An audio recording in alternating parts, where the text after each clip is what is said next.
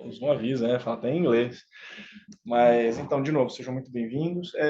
Aproveitando que temos uma turma meio diminuta hoje, também não tem ninguém online, então a gente vai disponibilizar a gravação depois. Gostaria, se possível, que cada um passasse, a gente vai passar na ordem aqui, para a gente possa se apresentar e também falar qual o seu livro favorito ou qual peça de literatura você mais gosta. Se tiver meio em dúvida entre mais de um, por favor, podem falar todos para que a gente possa se conhecer melhor. E não apenas individualmente, mas com uma turma também. Saber como é que são os gostos, como é que são essas inclinações de cada um. Aí, vou passar aqui na hora. O pessoal lá também conhecer, né? Então, bom dia, pessoal. Meu nome é Lorena, sou namorada do Yuri, apesar de mim. Não vai ser favoritismo nenhum, tá? Não. Eu não sou daqui da igreja presbiteriana, sou da Casa Firme, mas já conheço o pessoal há um tempinho, daí já se preparou para conhecer essa pessoa maravilhosa, a gente começou a namorar, e eu já estou vendo, segundo a direção de Deus, um tempinho para poder vir para a presbiteriana também. Agora, um livro que eu gosto muito, pode ser qualquer livro assim? Pode ser. Se preferir, literatura, não pregação. Sim, que nem um exemplo que ele me deu, o livro que eu amo, assim, de paixão.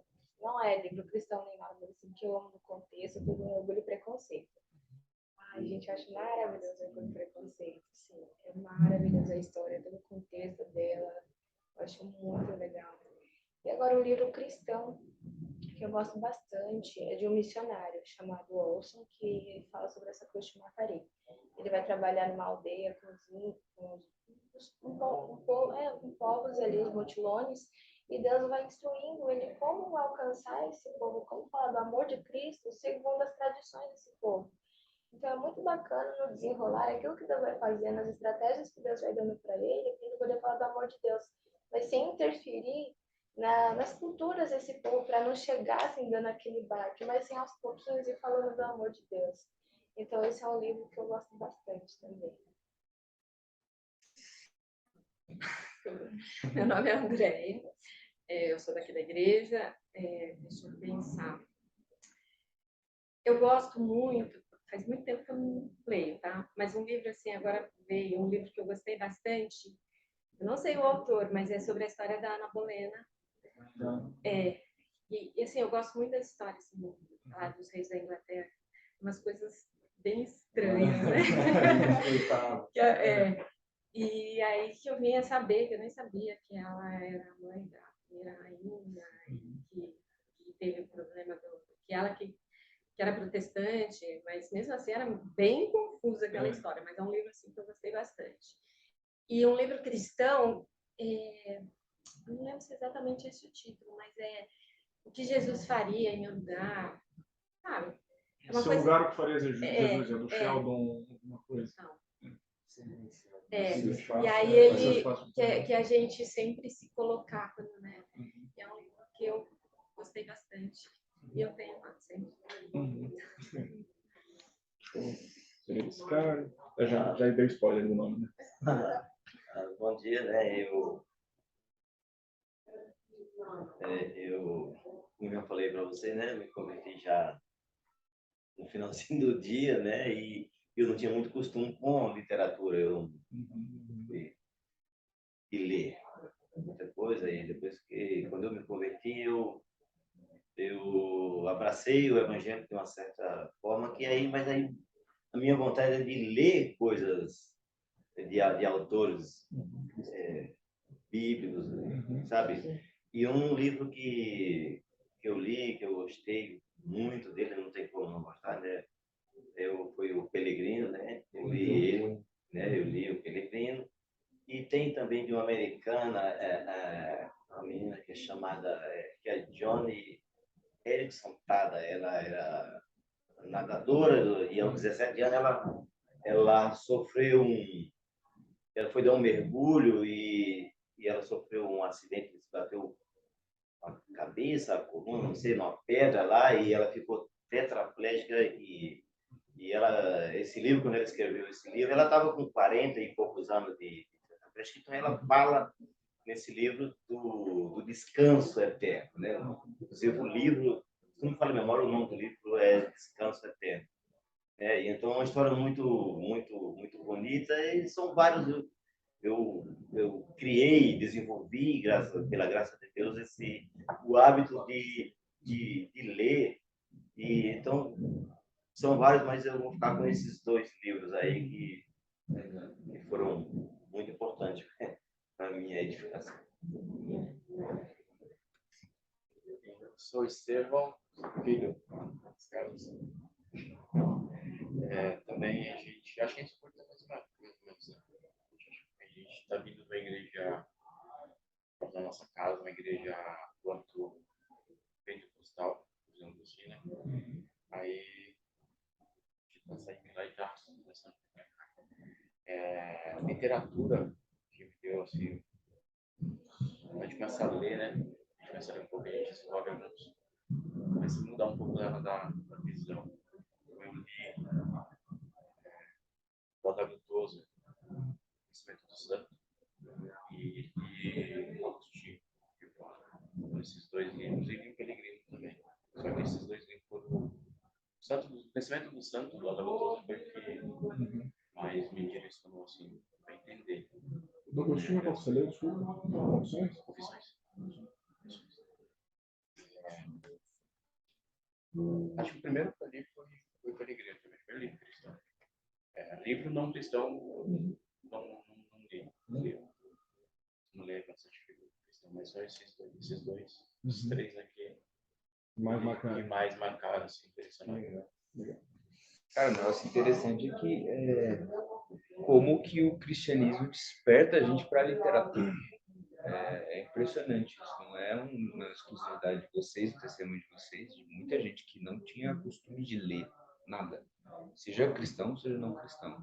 E aí quando se converte, por conta da gente ter a Bíblia escrita em um livro, né? E eu não lembro se foi um dos vídeos institucionais nossos da igreja que tinha lá, nós somos o povo do livro, não sei se você lembra disso, que tinha lá os videozinhos que passavam antes do culto, tinha essa frase, nós somos o povo do livro, e Deus se apresenta a nós no livro. E aí é interessante ver, quando a gente se converte, a gente começa a ter mais gosto por literatura, mais gosto por ler, assim, seja livro cristão ou não, né? É importante esse negócio de ler, é importante esse negócio de eu me dobrar num texto, imaginar e tudo mais. Seguindo isso, o meu livro preferido mesmo de literatura é a trilogia do Senhor dos Anéis, do Tolkien. Então tem Sociedade do Anel, Duas Torres, Retorno do Rei, para mim, de literatura, assim, são os preferidos. Mesmo, assim. Eu gosto muito também de Crônicas de Nárnia. Para mim, as duas coisas, eu vira e mexe, eu falo. Então, sempre que vocês me verem ou pregando, ou alguma parte de liturgia que eu fale um pouco mais, de maneira mais extensa, ou então aula de escola dominical, e não ver que eu citei ou o Tolkien, ou o Crônicas de Nárnia de C.S. Lewis, alguma coisa está muito errada. Tá com problema, teve que dar aula em cima da hora. Preparei em última hora. Não, se tivesse preparado em cima da hora, eu Não, vou citar os caras. É mais fácil. Tem um pastor que chama Timothy Keller, ele é da Igreja Presbiteriana lá dos Estados Unidos. Ele fala o seguinte: quando ele prepara alguma coisa em cima da hora, ou alguém pede para ele falar alguma coisa assim, você pode esperar que ele vai citar C.S. Lewis, porque é a única coisa que ele lembra assim de pronto. Mas é isso. O Web Transformado? É mesmo. E eu sou o Luiz, juntamente com o Ian, você é um dos professores aqui. Eu tenho uma situação bem parecida com a de vocês dois. Eu me converti quando eu tinha 20 para 21 anos. E, assim, aula de literatura na escola, para mim, era aquele momento em que eu aprendi a girar caderno no dedo. Porque eu não prestava atenção na aula, eu li pouquíssimos livros para o vestibular, eu li alguns resumos e outros, assim, eu fui na aula do cursinho do professor falando, eu fui lembrando e tal, eu fui pondo. Eu não tinha nenhum interesse. Depois que eu me converti, óbvio, né? Comecei a ler bastante coisa de apologética, porque eu vim de uma realidade ateísta, no meu caso, que rejeitava Deus, detestava crente, detestava Deus, detestava tudo que tivesse a ver com igreja e com crença no sobrenatural. É bem curioso, na verdade. E depois você começa a ler teologia, ler Tim Keller, ler Lane Craig, que é de apologética, depois você lê outras coisas, vai lendo teologia em si, e aí vamos começar a ler, e vai ler C.S. Lewis, aí depois lê Chesterton, lê Tolkien, lê um monte de coisa, e aí comecei a pegar gosto por ler de novo. Inclusive, eu fui lendo assim vários dos livros que eu perdi na época do vestibular, assim, de eu não ter nem tentado ler e assim, experiência muito boa. E é que nem você falou, o próprio C.S. Lewis ele fala assim que a própria leitura bíblica em si ela já é uma educação. Quando você pega um crente médio numa situação comparável com uma pessoa que ela é descrente, ele tende a ler muito mais, ele tende, não só pela Bíblia, embora ele leia mais a Bíblia, mas ele lê muita coisa depois, seja cristão ou não. E por isso que assim ele falou, é incrível quanto vocês citaram o Peregrino do Bunyan. O Bunyan ele não era um homem educado no sentido de não era um mega de um erudito, mas ele fez um livro que impactou a vida de milhões de pessoas. Se a gente for considerar, talvez, acho que não chega a bilhões, mas milhões de pessoas ao longo da história. No meu caso, meu livro favorito, né, é um que a gente inclusive vai trabalhar no curso, que é o Irmãos Karamazov, do Dostoiévski, ele é um escritor russo. E uma coisa que é curiosa, que eu até passei, a gente deu para entender um pouquinho melhor como é que é a experiência de cada um, e é meio curioso porque a gente tende a separar realmente, que nem fizeram em alguns momentos, esse negócio de livro cristão e livro não cristão. Por que essa distinção, às vezes, ela é importante? Porque, assim, uma das formas... antes disso, perdão. Que a gente, só para a gente trazer uma reflexão, não sei se vocês perceberam, mas a gente passou por vários estilos literários aqui. A gente foi desde fantasia, fomos para romance histórico, biografias, que nem você falou do Confissões, fomos para livros de teologia mesmo, livro de prática cristã, livro de direcionamento, de aconselhamento. Tivemos livro de alegoria, no caso do Peregrino também, que é um tipo de fantasia também, mas ele tem um propósito um pouco diferente. E, curiosamente, o texto bíblico ele passa por grande parte desses gêneros que a gente falou. Vários que a gente não falou também. Então, assim, dentro do texto bíblico, nós temos um apanhado, na verdade, que a gente fala Bíblia, é o livro, mas, na verdade, a Bíblia não é um livro, é uma biblioteca, né? É uma prateleira cheia de livros. A gente tem 66 livros na nossa Bíblia protestante, os católicos têm um pouco mais, os ortodoxos, o pessoal coloca uns a mais no Antigo Testamento, mas a gente tem um total de 39 livros no Antigo Testamento, 27 no Novo. A gente passa por 3 idiomas diferentes, tem grande parte do Antigo Testamento, a maior parte em hebraico, mas tem uns trechos em aramaico do período do exílio. Então, Ezequiel acho que tem pedaços em aramaico, mas não é todo. Mas Daniel tem bastante coisa em aramaico. Esther tem coisa em aramaico. Que acabou tendo uma corruptela da linguagem ali, foi para uma língua semelhante, porém diferente. E no Novo Testamento a gente tem em grego, e no Novo Testamento temos todo ele em grego, mas muita coisa dele pensada para um público hebraico. Então é aquele grego assim, imagina que você tem um cara falando inglês porque virou a língua comum, mas ele está no meio do inglês e vai falar, então, tabajarizing, assim, não existe esse verbo em inglês, mas é uma coisa que o brasileiro vai saber tabajarizando. A gente entende lá dessa visão, tá transformando ela numa vase, enfim. Mas por que eu estou falando tudo isso? Além desses idiomas, a gente tem biografias, assim, tendo os evangelhos, uma biografia contando a história, a vida de Jesus, o ministério de Jesus, a morte, a ressurreição em alguns casos não chegou a falar da ressurreição propriamente dita. Tipo, em Marcos, assim, tem divergências de manuscritos, mas enfim, tá lá toda a história mais importante. A gente tem poesia, tem canção, a gente tem narrativa propriamente dita, a gente também tem alegoria. Dentro dos evangelhos, Jesus ele traz várias das parábolas com propósitos de ensino, ou seja, são histórias que a história em si não aconteceu, mas a história em si é verdade, ela está passando uma realidade mais profunda do que aquilo que está sendo falado.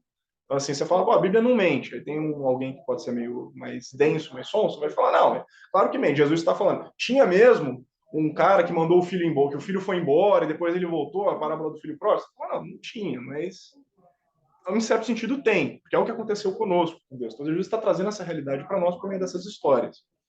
E todo o conceito teológico denso que estaria na parábola do filho pródigo, ela fica muito mais acessível quando ela é contada numa forma de história também.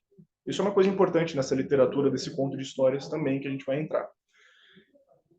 As próprias canções que a gente vê, desde cânticos, salmos, vários trechos dentro do Antigo Testamento, mesmo do Novo, você tem cânticos sendo entoados, por exemplo, quando Maria chega a entoar um cântico maravilhoso também no começo dos evangelhos. Então, várias passagens bíblicas viraram músicas que a gente canta e toca nos louvores das nossas igrejas.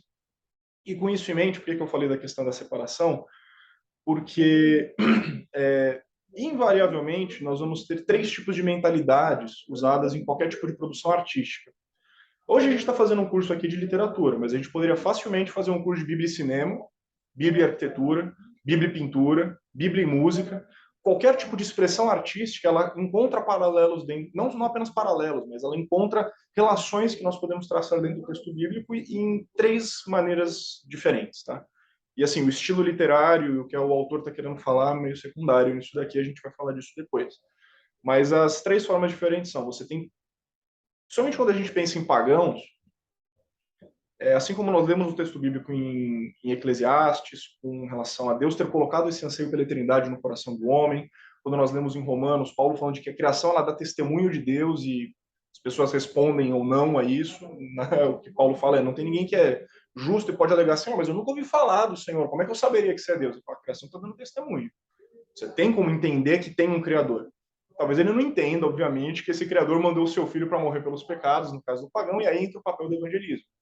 Mas ele consegue inferir essa realidade de Deus, essas realidades mais profundas. Então, existem esses aspectos dentro da natureza humana, dessa nossa, da criação que próprio Deus colocou, e nos fez assim a sua imagem e semelhança, que nós temos alguma noção sobre certo e errado. Então, existe uma certa linha que várias culturas seguiram. Isso daí, praticamente todas as culturas que tiveram algum tipo de sucesso se mantiveram vivas durante algum tempo, elas têm essas linhas em comum sobre regras que elas têm.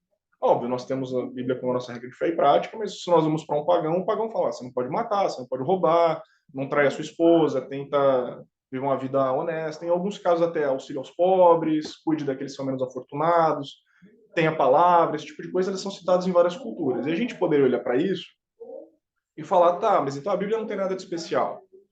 Só que essa não é a forma correta de ver. Quando nós vemos, por exemplo, várias mitologias pagãs, existe em algum ponto dessa mitologia, isso daqui é uma coisa muito curiosa, uma referência ou uma alusão a um Deus criador, ou a um ser criador que não foi criado por ninguém e que a partir dele veio tudo. A gente tem isso na mitologia grega, a gente tem isso na mitologia nórdica, tem isso em todos. Embora ele tenha ficado esquecido no meio de todos esses cultos a deuses, vamos dizer assim, falsos. E tem todas essas histórias que são contadas. Então, assim, por mais que a gente seja cristão, todo mundo aqui acredita que já ouviu falar da história de Hércules, né? Dos 12 trabalhos. Eventualmente, principalmente viu um filme da Marvel, né? Já ouviu falar do Thor, dos deuses de Asgard, lá dos nórdicos, etc. Se você for em mitologia, por exemplo, aborígena lá na Austrália, eles têm os deuses deles, tudo isso que eles mantinham um culto ao deus ancestral. Se eu não me...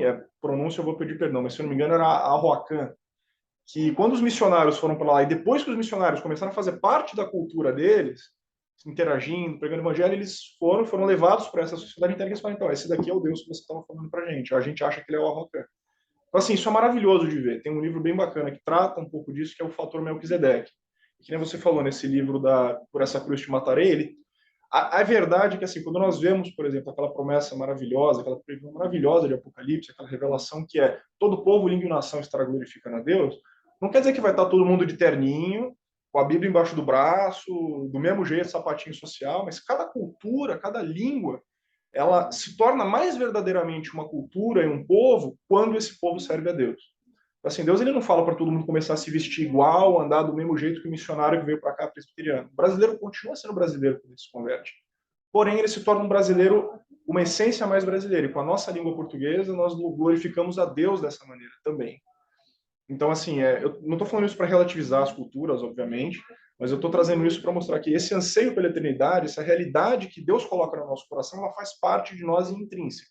Se nós formos pegar um escrito, por exemplo, de um Homero, você já conhece a história da Odisseia, já ouviu falar, talvez, daquela guerra de Troia, da batalha, do cavalo, de Odisseu, de Aquiles, que só podia morrer no calcanhar, só podia ser ferido no calcanhar, perdão. Tudo isso, nós tiramos coisas muito preciosas daí, embora nós olhemos e falamos, tá, o cara não era cristão, obviamente. Ele está enaltecendo coisas que nós discordamos. E aí, como o apóstolo Paulo fala, né, para os Tessalonicenses, né, peguem tudo, retenham o que é bom. Em outras palavras, estamos vendo, estou ouvindo, legal, o que é bom nisso daqui, o que dá para tirar? E, em alguns casos, nós vemos que todos esses talentos para escrever, para pintar, para compor músicas, para fazer um filme, para atuar, são dados por Deus também. E Deus dá esses talentos também para descrentes. Inclusive também para que quando essa pessoa se torna uma serva de Deus, se torna um servo de Deus, Deus seja mais glorificado também por meio disso. Em outras palavras, essa pessoa com todo esse talento, ela pode usar e usará normalmente para a glória de Deus. E aí vem uma questão, essa glória de Deus, ela pode, essa tentativa de glorificar a Deus, melhor, não é nem a tentativa, mas esse ímpeto para glorificar a Deus, ele pode vir de N formas. No meu caso, por exemplo, eu sou economista. Onde eu quero chegar? Às vezes a gente tem uma visão meio errada, na minha opinião, acredito que seja a opinião do meu marido também, e gostaria de ouvir de vocês, se vocês discordarem, que é, na hora que eu sou um artista, se eu sou um músico, eu só posso fazer louvor em igreja. Eu sei tocar instrumento, beleza, você pode ter uma banda, mas tem que ser uma banda gospel. Você pode ser, você sabe falar muito bem, você tem que ser um pregador do evangelho. Você pode e deve ser um pregador do evangelho, mas você não precisa necessariamente ser um pastor. Você não precisa necessariamente ser um músico de louvor de igreja. Você pode servir na sua igreja fazendo tudo isso.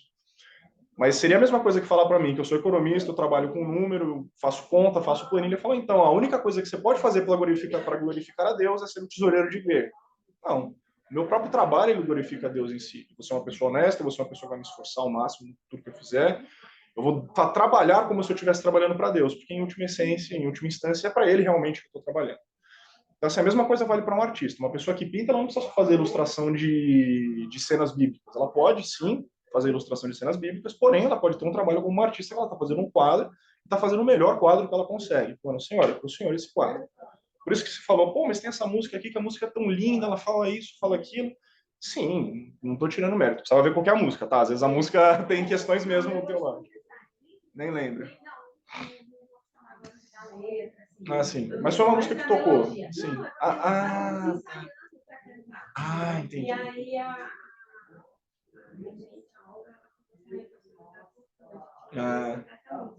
Tá bom. Aí eu fiquei interessada, ela falou, não é para cantar mais. E aí eu fiquei naquele que eu me acho escutar. Sim.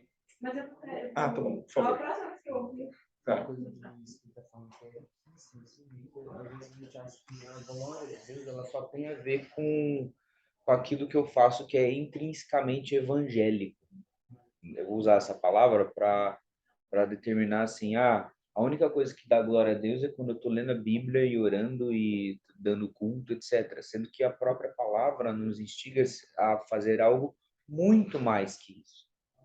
O apóstolo Paulo, Coríntios 10, versículo 31, fala assim, em todas as coisas que vocês fizerem, deem glória a Deus. E todas as coisas, olha só que incrível, a tradução mais correta do termo é todas as coisas, não tem outra, é todas as coisas. Então, quando a gente estiver comendo, quando nós estivermos trabalhando, quando a gente estiver preenchendo uma planilha financeira ou estabelecendo o melhor investimento possível, ou eu estiver ensinando uma classe sobre literatura que não for na igreja, eu estiver tocando uma música num casamento que não é um casamento de cristãos, por exemplo, quando eu estiver em qualquer lugar, faça para a glória de Deus. E Deus capacitou os seus. Por exemplo, às vezes a gente tem uma imagem dos escritores bíblicos que eles só fizeram isso da vida. Eles só escreveram coisas bíblicas. E, de fato, as coisas que apareceram para nós, Deus revelou e utilizou essas pessoas para trazer a sua palavra a nós. Inspirou cada um dos autores. Mas tem um caso que é interessantíssimo sobre isso, que Deus também capacitou para escrever outras coisas que não estão aqui. Por exemplo, lá em 1 Reis, capítulo 4, foi dada a sabedoria a Salomão, o rei e filho de Davi. Para a glória de Deus. Foi Deus que capacitou isso. Tem muitas coisas que Salomão escreveu que não vieram para a gente como cânon bíblico, mas que Deus utilizou Salomão para capacitá-lo a escrever várias coisas. Por exemplo, 1 Reis 4, 29. Deus deu a Salomão sabedoria e entendimento fora do comum, uma inteligência tão vasta como a areia que está na praia do mar. A sabedoria de Salomão era maior que a de todos os homens do Oriente e a de todas as sabedorias dos egípcios. Era mais sábio que todos os homens, mais sábios que o de Etã, Ezraíta, do que Emã, Calcol, Darda, filhos de Maol, e sua fama se espalhou por todas as nações ao redor. Compôs 3.000 provérbios dos seus cânticos, foram 1.005. Falou sobre todas as plantas, desde o cedro que está no Líbano até o isopo que brota nos muros, e também falou sobre os animais, aves, animais que rastejam e os peixes. De todos os povos vinha gente para ouvir a sabedoria de Salomão, e também mensageiros de todos os reis da terra que tinham ouvido falar de sua sabedoria. Ora, eu não tenho na Bíblia Salomão falando sobre plantas do Líbano, sobre o cedro, sobre o sopro que brota do seu quintal, no cânon bíblico. Mas Salomão foi capacitado por Deus para escrever sobre isso. Não é um cânon bíblico, não é revelação de Deus para nós, mas é Deus utilizando um homem comum para dispensar sabedoria, para abençoar outros povos com uma sabedoria aqui desse mundo, uma sabedoria daqui dessa terra, que é a criação de Deus, que rende glória a Deus também. Pode não estar no cânon bíblico, pode não ser tipo a própria revelação de Deus a nós, mas é certamente algo, é certamente algo que nos abençoa. O aconselhamento é a primeira classe, ó. E Deus utiliza isso para abençoar. Quando a gente vê a história de uma Jane Austen escrevendo Orgulho e Preconceito e outros tantos livros, quando a gente vê contos do Anne de Green Gables, né, que não são intrinsecamente cristãos, são evangélicos nesse aspecto, mas é de Deus utilizando de autores cristãos para abençoar outras pessoas, para trazer uma beleza até essa terra. Quando o Luiz fala que não necessariamente você precisa fazer coisas evangélicas explicitamente para dar glória a Deus, não é que a gente vai largar o culto e não vai vir na escola dominical, não vai mais cantar música cristã, não vai mais ler a Bíblia. Não, não é isso. É que a gente vai se aprofundar muito nessas coisas para também, quando nós estivermos em qualquer outro momento, isso render glória a Deus com qualquer outra coisa. Para que o nosso serviço, desde a gente lavar uma louça até a gente estar aqui no culto mesmo, todas as coisas rendam glória a Deus. A nossa leitura da Bíblia, trazer lentes para que a gente, quando estiver lendo uma biografia do Barack Obama, ou uma biografia de algum artista, ou um livro de ficção do mais novo que saiu, daquele filme que está no cinema, ou quando a gente estiver escutando um disco de música de um artista brasileiro, a gente conseguir enxergar todas as coisas com as lentes da Bíblia, com as lentes da Palavra de Deus. Era. Eu acho que ela era anglicana, especificamente.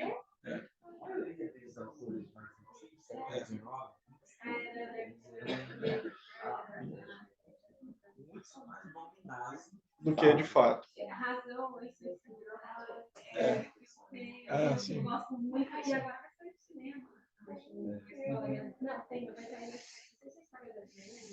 Ou é alguma coisa, vai sair alguma coisa nova aí. Meu marido já me avisou, porque ele sabe que eu gosto. Mas eu não sabia que ela nunca relacionei, é verdade. Então, isso daí é até um bom gancho, uma coisa que eu ia falar, porque assim, só para concluir essa questão, porque a gente pode ler várias pessoas, historicamente, que viveram em culturas que não eram cristãs, e ainda assim elas produziram coisas que vale a pena nós lermos, que vale a pena nós, inclusive, traçarmos paralelos bíblicos. Então, assim, se a gente, inclusive, na aula que vem, o Ian vai trazer uma reflexão sobre um dos épicos da história, né? Se vocês forem olhar os slides que a gente mandou uma espécie de um cronogramazinho com os livros que a gente pretende trabalhar, e as escolhas desses livros, elas foram para que o curso tivesse uma certa identidade que a gente, óbvio, né, uma hora de aula acaba sendo meio pouco, então a gente vai tentar trazer vários assuntos de uma forma mais recorrente, pegar livros que um cita o outro, etc. Mas eu estava falando dessa questão dos pagãos porque existe essa revelação comum de Deus a todos, que isso também se reflete na produção literária e nessa capacidade que Deus nos dá enquanto sua imagem e semelhança, assim como Deus é criador, Deus nos permite sermos criadores desses mundos de ficção, dessas histórias, dessas narrativas. E dentro dos livros que a gente passou para vocês ali, porque a gente passou vários livros, alguns tem Kindle de graça, assim, limited, alguns tem que comprar. A ideia desses livros que a gente passou nessa primeira aula é para que até o final do curso vocês leiam, eles deem esse tipo de profundidade para entendimento melhor dessas literaturas, sejam elas literaturas explicitamente cristãs ou não. Então, o primeiro aspecto que alguém que compõe essa arte ele pode estar nessa situação de pagão, onde ele não conhece a Deus, mas ele tem essa revelação geral. O segundo é uma pessoa que pode ser um cristão nominal ou não, mas ela está imersa em uma cultura que já foi tocada, já foi alcançada pelo evangelho de uma forma ou de outra. Então, faz diferença no tipo de produção literária se eu vivo numa cultura que é não vou dizer nem pós-cristã, mas pós-Cristo, né? Na Europa, aqui nas Américas, em algum lugar que já teve esse alcance do evangelho, ou em algum lugar que nunca ouviu falar. Eu não sei se vocês já viram, alguns aqui, quando eram mais novos, todo mundo era mais novo na época, mas já viram aquele filme do Hércules, da Disney? Então, aquele Hércules, lá, a história de verdade do Hércules, ele é muito mais pesada do que aquilo. O Hércules, para o conceito grego, ele não ia nunca se sacrificar por uma mulher que traiu ele.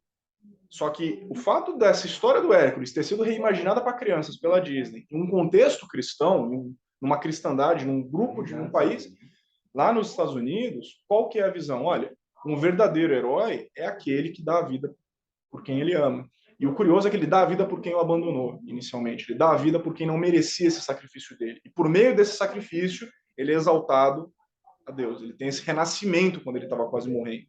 Então, a história do Hércules que a Disney trouxe, ela é um paralelo cristão. Ela é quase uma alegoria cristã. Ela foi impactada de forma muito profunda pelo Evangelho. Coisa que, se a gente fosse ver no mito original, o herói era o cara que matou mais monstro, o herói era o cara que matou mais exército, o herói era o cara que triunfou na batalha. É. A Disney faz isso também de propósito. Não é uma coisa que ensinam a gente ou mostram pra gente que é de propósito. Por exemplo, no Hércules, no filme da Disney, Hércules, as músicas, elas têm os nomes, e o nome da primeira música, quando elas contam, se você for ver o desenho do Hércules, tem todo um estilo meio gospel americano, esse estilão de igreja, sabe? Aqueles corais e tal.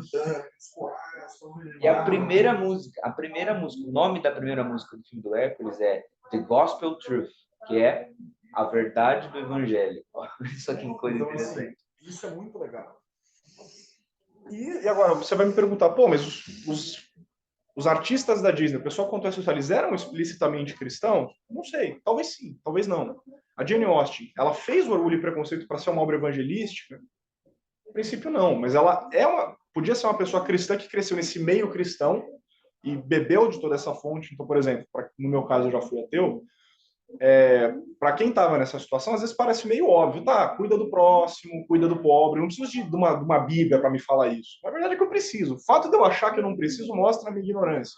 Mostra que eu vivi o tempo todo protegido e de repente eu vejo uma muralha e eu falo, pode derrubar a muralha que não precisa, nunca aconteceu nada. E depois que eu derrubo a muralha, eu vejo que tinha monstros ali e estava me protegendo. Isso daqui é muito importante, porque a gente vai entrar mais nisso na aula que a gente for falar de Dostoiévski com relação ao que acontece quando a gente tenta remover Deus da equação, tenta remover a crença em Deus e a crença na imortalidade da alma, a crença na importância da alma e do sobrenatural das nossas vidas. E o terceiro aspecto é quando a pessoa efetivamente é cristã, e ela pode estar fazendo evangelismo ou não com a obra dela, pode estar fazendo aconselhamento bíblico ou não com a obra dela, pode estar fazendo alguma coisa explicitamente bíblica com a obra dela, ou ela está fazendo uma arte na qual Deus é glorificado por meio de tudo que ela fez ali. Então, e esse terceiro, ele é muito comum, e às vezes a gente olha para ele e fala, o livro não é nem cristão, mas é. Por exemplo, isso daqui é até uma coisa que é importante a gente colocar, porque tem gente que não gosta das Crônicas de Nárnia, não gosta de Senhor dos Anéis, porque tem magia na história. Porque no Senhor dos Anéis tem o mago, que é o Gandalf, tem o chapeuzinho pontudo, tem o cajadinho. Eu já vi gente falar para mim, mas você vê Senhor dos Anéis é do demônio. Eu falei, como assim do demônio? Porque é um bruxo.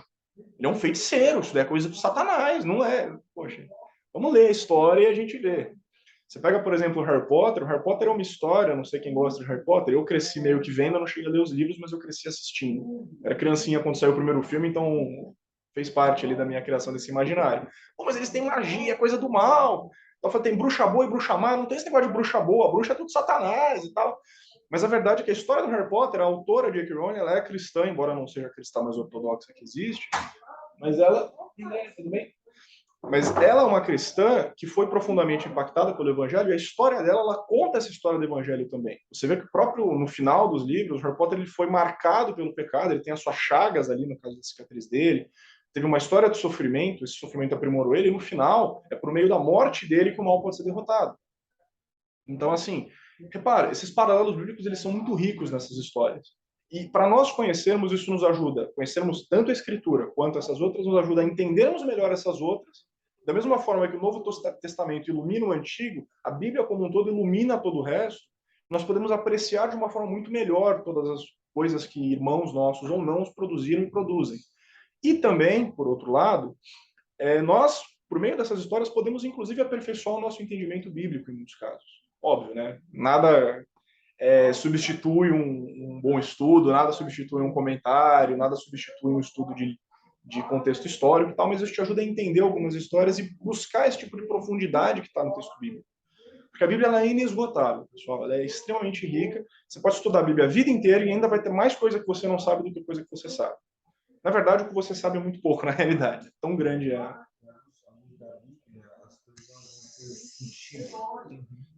Uma coisa que a gente aprende à medida que a gente aprofunda o relacionamento com Deus é que quanto mais eu me aprofundo no relacionamento com Deus, mais Deus me faz ver essa realidade com outros olhos. Eu lanço olhos sobre aquilo que a humanidade produz e o meu discernimento muda, a minha experiência com essa realidade muda, a minha sagacidade em perceber pequenas coisas muda. Por exemplo, quando o apóstolo Paulo, lá em Atos capítulo 17, ele vai a Atenas e ele observa em Atenas um panteão de deuses, muitas idolatrias a outros deuses e tal, e ele percebe um altar ao Deus desconhecido. E na conversa com os filósofos lá, dentre eles alguns estoicos, dentre eles algumas pessoas que tinham lá um exercício de filosofia, um exercício de sabedoria, muita leitura e tal, ele vem e aponta, olha só, vocês têm vários deuses, vocês são muito religiosos, mas deixa eu falar aqui sobre esse Deus, esse altar ao Deus desconhecido que vocês têm aqui. E aí o apóstolo Paulo começa a apresentar toda a dinâmica do que é nós, como pessoas que procuram e têm um anseio ao eterno. Ele fala assim, olha, até agora vocês estiveram como se tateando no escuro. E Deus não levou em consideração a ignorância que vocês viram. Mas Deus se apresentou, Deus apontou um homem. Então, muitas coisas da literatura, quando a gente vê assim, por exemplo, aqui no Brasil mesmo, você tem na cultura guarani um ser que é o Yamandu. Yamandu é um ser de luz, é um ser perfeito. Yamandu envia o seu filho, que é um índio chamado Yanderu. Yanderu é esse filho perfeito do ser de luz. Olha só, mas peraí, isso aí parece muito o Evangelho. E é uma cultura que não teve contato com o Evangelho. Sabe? E aí, quando vem os missionários, os amigos nossos que viveram entre os povos Guarani, entre os povos Tupi, entre os povos, outros povos aqui indígenas do Brasil, quando percebem esse tipo de cultura, conseguem apontar à luz da Escritura. Apontar a luz, olha só, isso daí, você tem um anseio de conexão que nós temos com Deus, um anseio de religação com o próprio Deus. E a gente pode utilizar tanto para pregar o evangelho, como o apóstolo Paulo fez, quanto também para enriquecer a nossa experiência aqui com todas as outras coisas. Porque nós temos o entendimento pleno das Escrituras, e o Espírito Santo nos traz luz a todas as coisas, e através da Bíblia, a gente pode olhar toda a literatura, olhar toda a arte, aproveitar talvez muito mais. Muito mais. A gente olha para um quadro e através das escrituras esse quadro pode se tornar muito mais bonito do que realmente ele é. Aos olhos de alguém descrente, o quadro é uma obra artística maravilhosa, muito boa e tudo mais. Aos olhos do crente, aquilo pode se tornar uma coisa muito melhor. Sabe? A gente pode ter um desfrutar muito mais pleno à luz da Bíblia.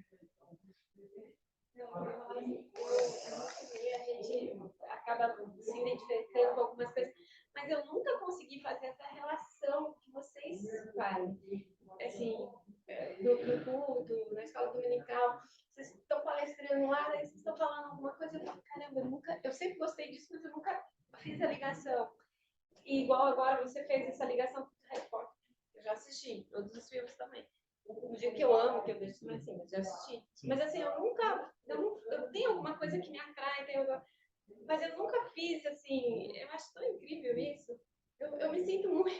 Eu falo, gente, por mais que eu estudo 13 anos, mais ignorante eu vejo que eu sou, porque eu não consigo. Depois você ficou falando aquele negócio do. Nossa, tem bruxo, não pode. Eu sou presbiteriana a partir da família da minha mãe. Meu avô era, minha mãe era. Mas assim, ela nunca foi. A minha mãe já teve momentos casada, que não frequentou a igreja. A gente ia criança na escola dominical, teve época que a gente não ia. Assim, a gente sempre teve Jesus e a Bíblia e tal. Mas a minha mãe, ela nunca foi.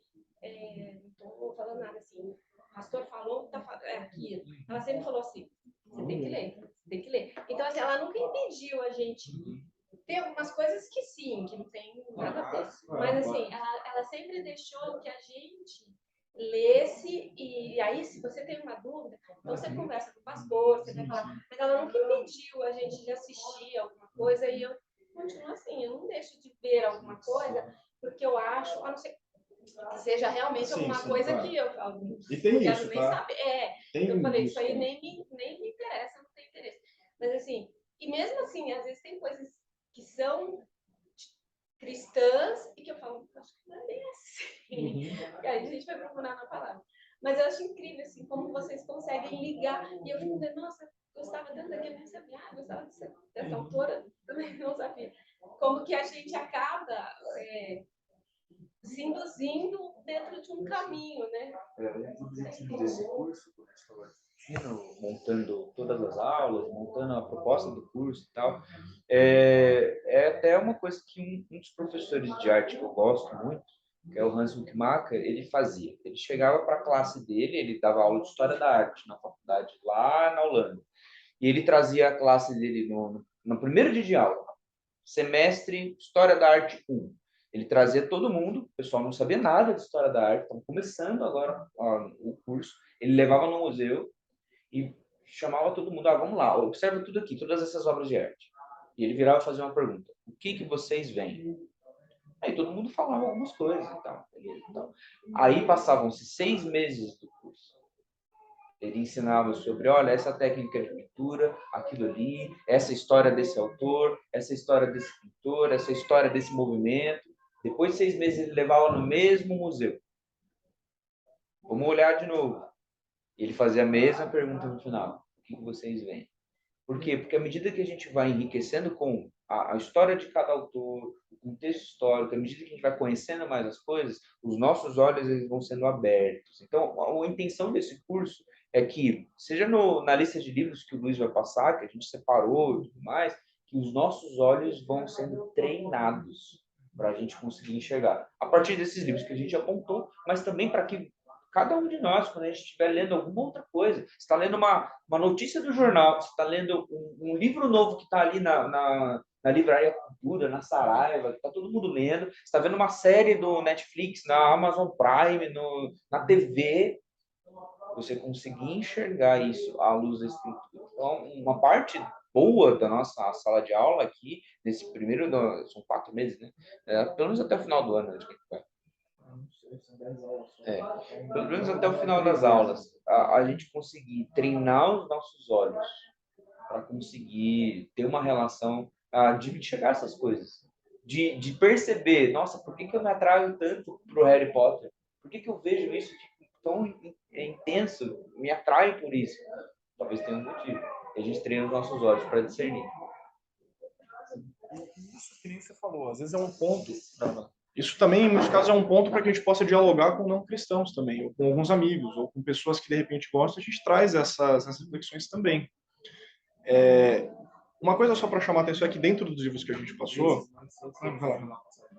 assim, tem alguns autores, o Tolkien e o Chesterton, eles são católicos, tá? Então, assim, de novo, sempre vale aquele princípio, retenham o que é bom, pode ler, mas eles passam principalmente algumas questões até de contos de fadas, essas histórias de fantasia. O C.S. Lewis entra em N outros tipos de discussões literárias. Com minha esposa na Saraiva, um tempo atrás, 2, 3 anos atrás, a gente estava lendo um livro, né? Tem um livro lá do C.S. Lewis, aquele Diabo e seu Aprendiz. Desculpa, Cartas do Diabo e seu Aprendiz. Esse livro é muito bom. Tá de brincadeira, né? Cartas do Diabo. Vamos aprender, seu... Não.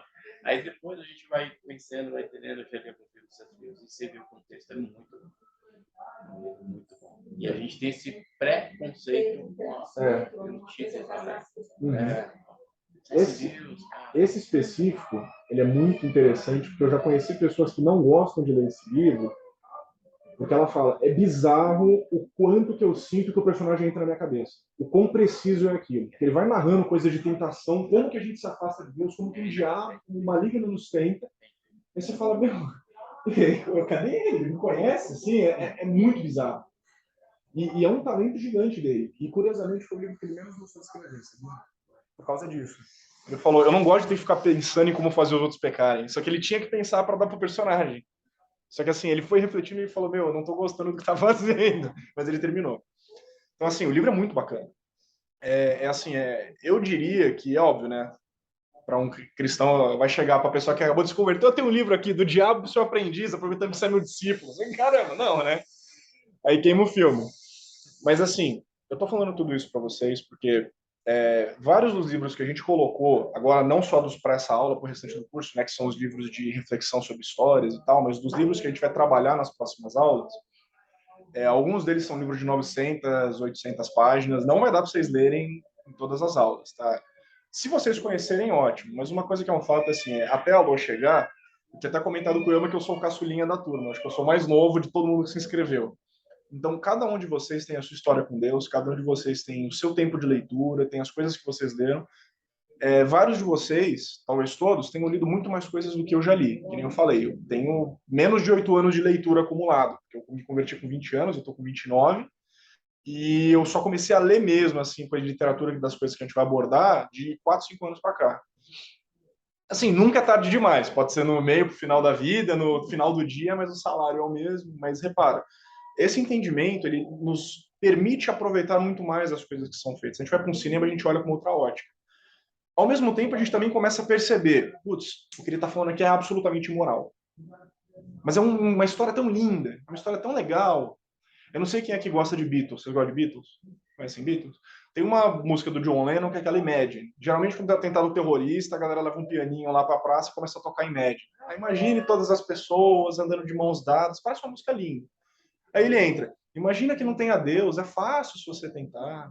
Imagina que não tem céu ou inferno. Não tem nada por que brigar. E assim, é uma música que ela tem uma visão completamente anticristã. Só que ela é uma música que ela tem uma melodia tão lindinha. Ela tem o pessoal canta lá de mãozinha dada, uma irmandade de irmãos e tal.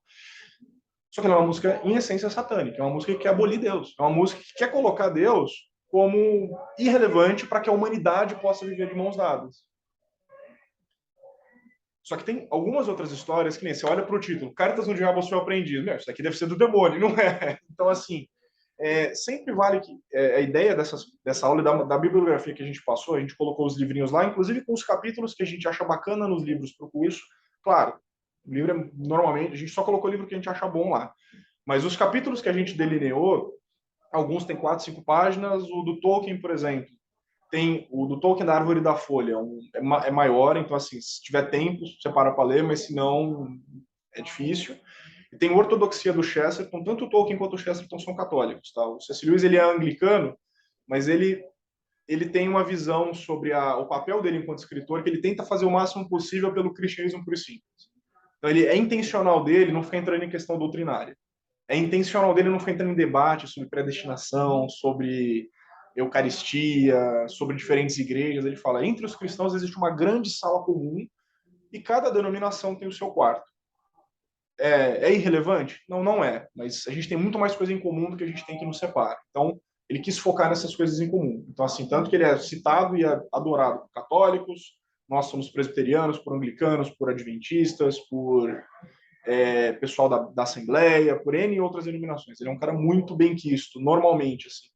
Quem não gosta dele é realmente quem não conhece, porque ele é um cara muito bacana nesse sentido para a gente ler.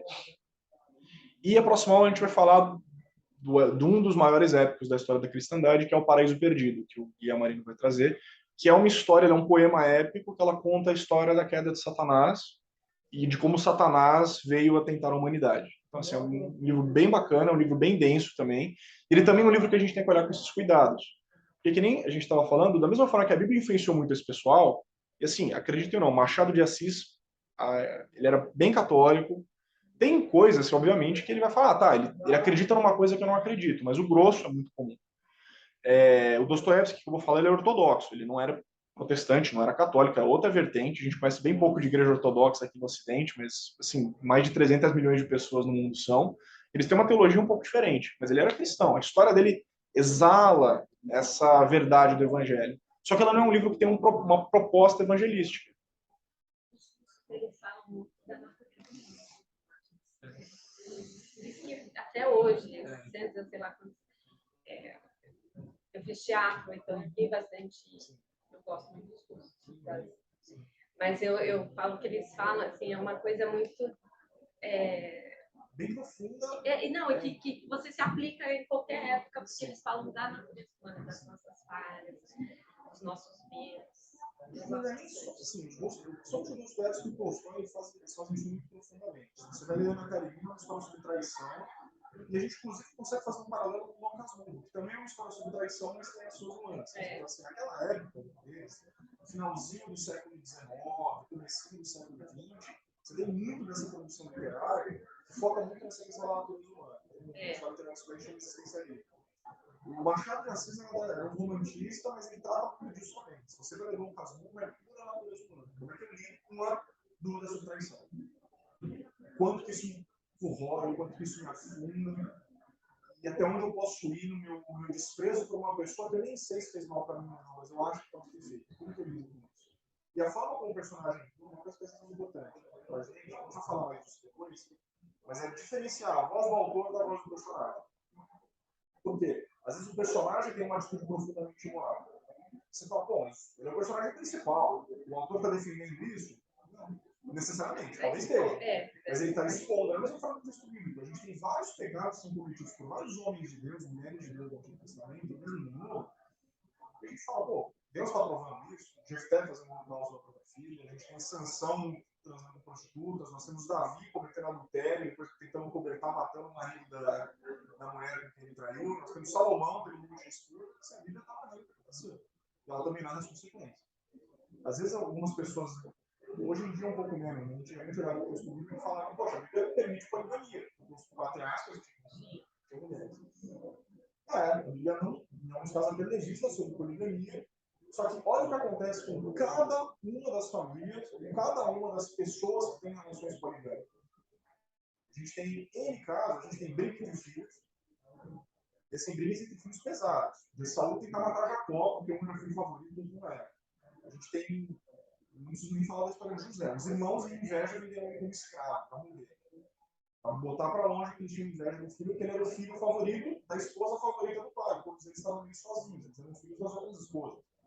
Então, repara, olha como essas coisas pegam e fazem parte da narrativa bíblica, na qual ela coloca essas verdades, mas a gente tem que saber ler para enxergar.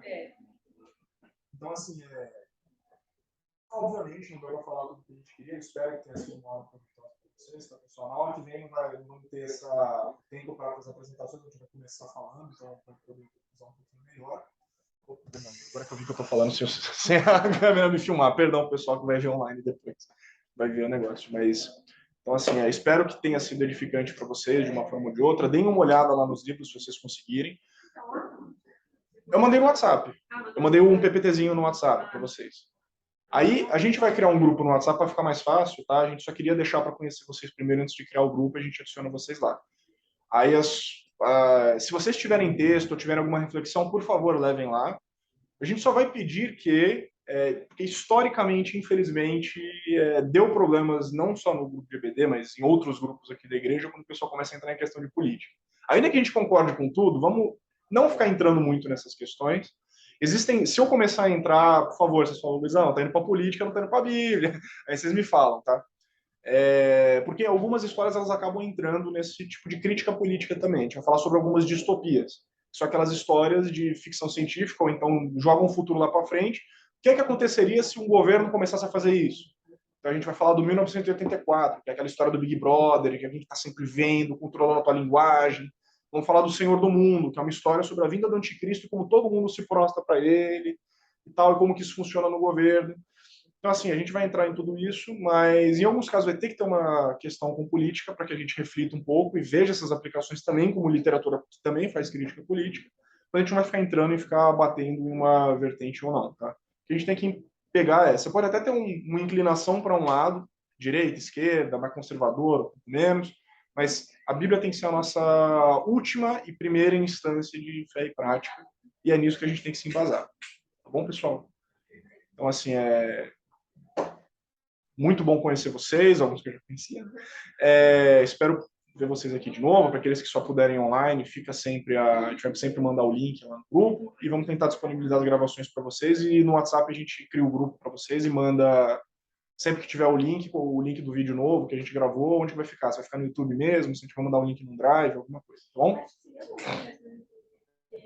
Fica mais fácil, né? Tá bom. Bom saber, obrigado, fico feliz. bem prática, né? Gostei bastante. Eu acho que muita gente deveria colocar. Bacana. Então, de novo, muito bom conhecer vocês. Deus os abençoe. Bom culto. Quase vai para pegar o lugar, tá? Daqui a pouco a galera tá descendo. Então, vou encerrar aqui a gravação.